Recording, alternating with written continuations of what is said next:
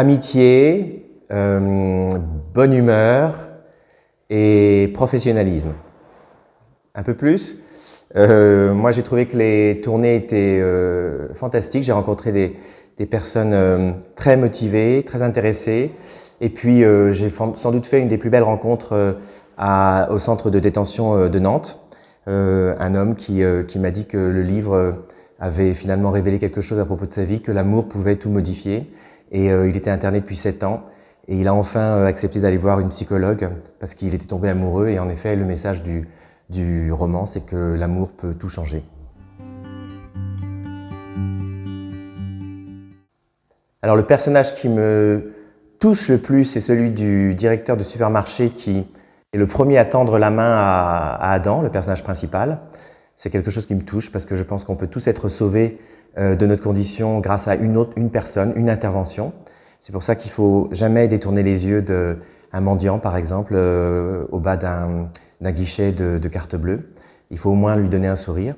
Et puis le personnage qui me ressemble le plus, sans doute Claire, je pense, parce que c'est celle qui m'a le plus intéressé à développer, et sans doute aussi c'était un vrai challenge pour moi d'arriver à expliquer que la littérature peut sauver, et le faire de manière relativement didactique et sans essayer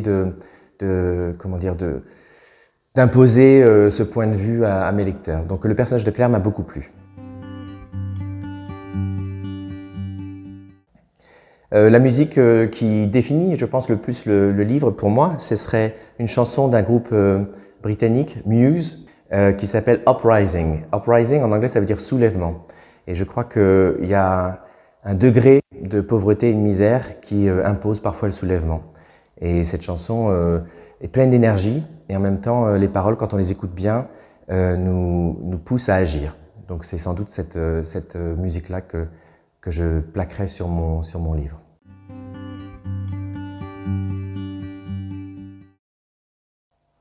Alors, les livres qui m'ont donné d'envie d'écrire, parce qu'il y en a eu plusieurs. Déjà, les auteurs, dans mon panthéon, il y a Dostoïevski, Camus, Jane Austen, Romain Gary, j'en oublie, Kessel.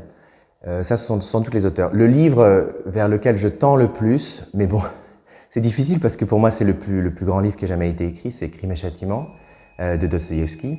J'aime quand un auteur file une émotion. Et dans Crime et Châtiment, c'est la culpabilité. Et j'aime que le dénouement soit heureux.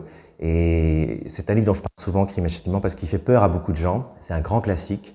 Il fait 800 pages, donc c'est pas toujours évident de s'y atteler. Mais Dostoïevski, ça se lit comme un polar. On peut pas s'arrêter, en fait. Dès qu'on se jette dans Crime et Châtiment, on tourne les pages avec frénésie.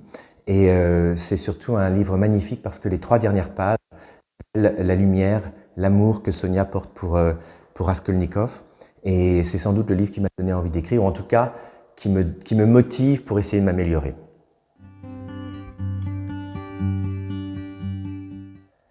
Continuez de lire, continuez de voter. Madame qui avait voté pour mon bouquin en 2e position, la prochaine fois, n'allez pas voir l'auteur pour lui dire que vous n'avez pas voté pour lui. Non, je plaisante. Mais continuez de lire, je pense que c'est magnifique. Le livre n'est pas mort. Parlez-en. Motivez les personnes autour de vous aussi, et puis lorsqu'un livre vous a plu, quel qu'il soit, même si vous avez voté pour lui en 2e position, parlez-en autour de vous, recommandez-le, prêtez-le. Les livres, ça se prête, et puis si les gens les gardent, ça veut dire qu'ils les ont aimés, donc ne vous inquiétez pas trop.